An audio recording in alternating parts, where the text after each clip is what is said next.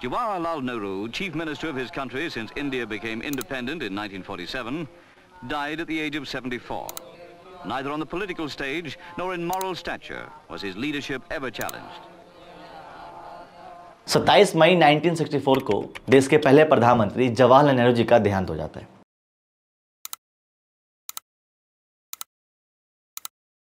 उनके मरने के बाद एक पूरे युग का अंत हो जाता है।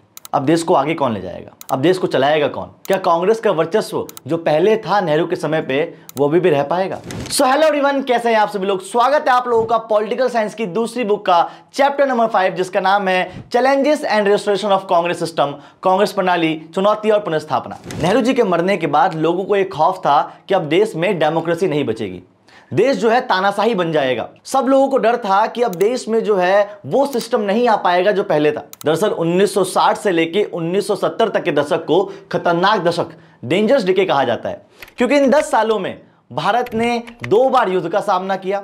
भारत में रीजनल डिवीजन हो गए, भारत में पॉवर्टी, इनइक्वालिटी, अनएम्प्लॉयमेंट, प्राइसेस बहुत ज्यादा हाई हो गए। नेहरू जी के मरने के बाद एक सबसे बड़ा सवाल आया, हु आफ्टर नेहरू? नेहरू के बाद अगला प्रधानमंत्री कौन बनेगा? क्योंकि इस सवाल का आंसर जाने बिना एक डेमोक्रेटिक देश की कल्पना करना ऑलमोस्ट नामुमकिन है। नेहरू जी की डेथ के 2 घंटे बाद ही गुरजाईलाल नंदा को केयरटेकर प्राइम मिनिस्टर बना दिया गया। लेकिन फिर भी देश में एक बहुत बड़ा सवाल था कि आखिर कौन देश का नया प्रधानमंत्री बनेगा। इस सवाल का जवाब सिर्फ और सिर्फ एक ही इंसान दे सकता था, वो है के कामराज। कांग्रेस के अध्यक्ष के कामराज उस वक्त देश भर में प्रसिद्ध थे, क्योंकि उन्होंने कुछ ऐसा कर दिया था जो आज कोई भी नहीं कर सकता। उन्होंने अपनी सीएम की कुर्सी छोड़ के पार्टी के लिए काम किया था। वो उस समय कांग्रेस के अध्यक्ष थे। क्या उनके पास जवाब है हु आफ्टर नेहरू का? नेहरू के बाद कौन के रूप में 2 सर्वोच्च नेता सामने आए। पहले मोरारजी देसाई और दूसरे लाल बहादुर शास्त्री। मोरारजी देसाई बहुत ज्यादा सीनियर थे, लेकिन फिर भी सांसद उनको प्रधानमंत्री नहीं बनाना चाहते थे, क्योंकि उनका अकड़ू स्वभाव था। तो देश के दूसरे प्रधानमंत्री बने लाल बहादुर शास्त्री। लाल बहादुर शास्त्री सिंप्लिसिटी और कमिटमेंट के लिए फेमस थे।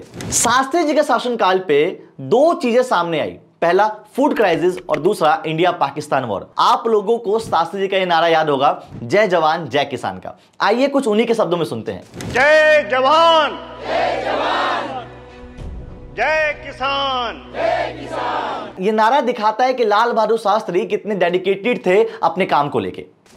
दुनिया की सबसे बड़ी डेमोक्रेसी का दूसरा प्रधानमंत्री ताशकंद जाता है, वॉर ट्रीटी पर साइन करता है और मर जाता है। सैकड़ों सस्पिशियस होते हैं, लेकिन एक इंक्वायरी कमीशन भी नहीं बैठता है। शास्त्री जी मरे या मार दिए गए। इंडिया पाकिस्तान वॉर के बाद शास्त्री जी ताशकंद जाते हैं, वॉर ट्रीटी पे साइन करते हैं और 10 जनवरी 1966 को उनकी डेथ हो जाती है। बहुत सारे लोग कहते हैं कि उनका हार्ट अटैक से डेथ होती है और बहुत सारे लोग कहते हैं कि उनको मार दिया जाता है। अब इस दोनों ही थ्योरी पे हम बात नहीं करेंगे। देखिए, इस वीडियो के माध्यम से मैं सिर्फ आपको उतना ही पढ़ाऊंगा जितना अपनी 12th क्लास की पॉलिटिकल साइंस में जरूरत है। अब शास्त्री जी के देहांत के बाद दोबारा सवाल खड़ा हो गया, हु आफ्टर शास्त्री? शास्त्री के बाद देश का प्रधानमंत्री कौन बनेगा? इस समय रेस में दोबारा से 2 लोग थे। पहले मोरारजी देसाई और दूसरे इंदिरा गांधी। मोरारजी देसाई चाह रहे थे कि इस बार सांसदों की वोटिंग हो, क्योंकि पिछली बार सिर्फ आम सहमति से शास्त्री जी को देश का प्रधानमंत्री बना दिया गया। तो मोरारजी देसाई ने जो कहा वैसा ही हुआ। इस बार मतदान हुआ, 3 घंटे वोटिंग चली और फिर शास्त्री जी के देहांत के 9 दिन बाद भारत ने तीसरा प्रधानमंत्री चुना। इस वोटिंग में मोरारजी देसाई को 169 और इंदिरा गांधी को 355 वोट्स मिले और फाइनली देश की तीसरी प्रधानमंत्री बन गई इंदिरा गांधी। इंदिरा गांधी के शासनकाल में बहुत सारी दिक्कतें आई। शुरुआती समय पे इंदिरा गांधी बोल भी नहीं पाती थी। उस समय फूड क्राइसिस बहुत ज्यादा थे, economic crisis, poverty, military expenditure सब बढ़ता जा रहा था। अब इंदिरा गांधी को कुछ करना था। इस आर्थिक संकट से बचने के लिए इंदिरा गांधी ने अमेरिका से मदद मांगी। अमेरिका ने मदद करने का वादा किया, पर उसके बदले अमेरिका ने कुछ ऐसा मांग लिया कि अगर इंदिरा गांधी पूरा नहीं करेंगी तो आगे कुआं पीछे खाई था। दरअसल अमेरिका ने मदद के बदले अपने इंडियन रुपीस की अवमूल्यन की बात कही। अवमूल्यन, डिवैल्यूएशन का मतलब होता है अपनी ही करेंसी की वैल्यू कम करना। उस समय सरकार ही करेंसी की वैल्यू तय करती थी। दरअसल इंदिरा गांधी ने उस समय करेंसी की वैल्यू 5 रुपए से घटा के 7 रुपए कर दी। इससे प्राइसेस बढ़ गए। इंदिरा गांधी ने इसलिए किया क्योंकि उनको अमेरिका से हेल्प चाहिए थी।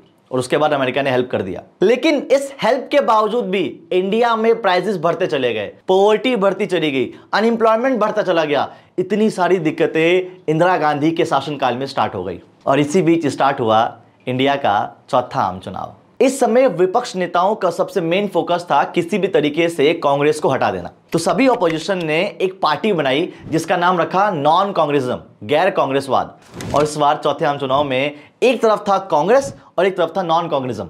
और फिर भारत में 1967 में फरवरी महीने में चौथा आम चुनाव हुआ और इस चुनाव के रिजल्ट ने सबको हिला के रख दिया। इस मैप को देखिए, इस मैप में पंजाब, राजस्थान, दिल्ली, उत्तर प्रदेश, बिहार, पश्चिम बंगाल, उड़ीसा, केरल, मद्रास, ये सभी वो राज्य हैं जहां पे कांग्रेस हार गई। उस समय के प्रमुख नेता के कामराज, एस.के. पाटिल, अतुल्य घोष, नीलम संजीव रेड्डी और एस. निजनप्पा, ये सब भी हार गए थे। ये सारे लोग वो लोग थे जो सिंडिकेट कहलाते थे। क्या है ये सिंडिकेट? सिंडिकेट कांग्रेस के अंदर उन रसूखदार गुटों का नाम था जो सबसे ज्यादा पावरफुल थे। ये पावरफुल ग्रुप भी इस बार चुनाव हार चुका था। तो कुल मिला के 9 ऐसे स्टेट्स रहे जहां पे कांग्रेस हार चुकी थी। इस इंडिया के मैप में जो भी स्टेट्स रेड से हाईलाइट हैं वो सारे वो स्टेट्स हैं जहां पे कांग्रेस जीत नहीं पाई। इसके बाद स्टेट्स में स्टार्ट होता है कोलिशन गवर्नमेंट का युग। आखिर क्या होता है ये गठबंधन? गठबंधन कोलिशन का मतलब है कि जब कोई पार्टी जीत ना पाए तो 3-4 पार्टियां मिलकर सरकार बनाती हैं।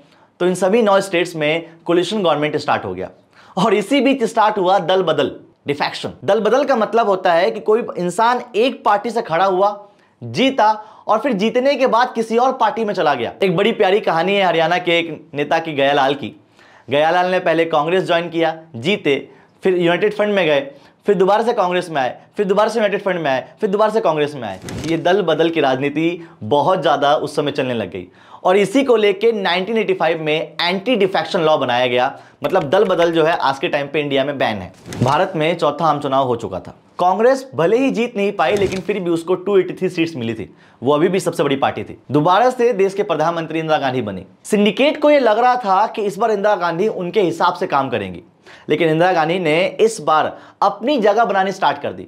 उन्होंने कुछ फैसले ऐसे किए जो सिंडिकेट को पसंद नहीं आए और धीरे धीरे चलते चलते इंदिरा गांधी और सिंडिकेट के बीच की दूरियां बढ़ती चली गई। 29 मार्च प्रधानमंत्री श्रीमती इंदिरा गांधी दामनजोड़ी में एशिया के सबसे बड़े एल्यूमिनियम प्लांट का शिलान्यास करने के लिए आ पहुंची। 1967 के मई महीने में इंदिरा गांधी ने 10 पॉइंट्स प्रोग्राम चलाए, 10 सूत्री कार्यक्रम।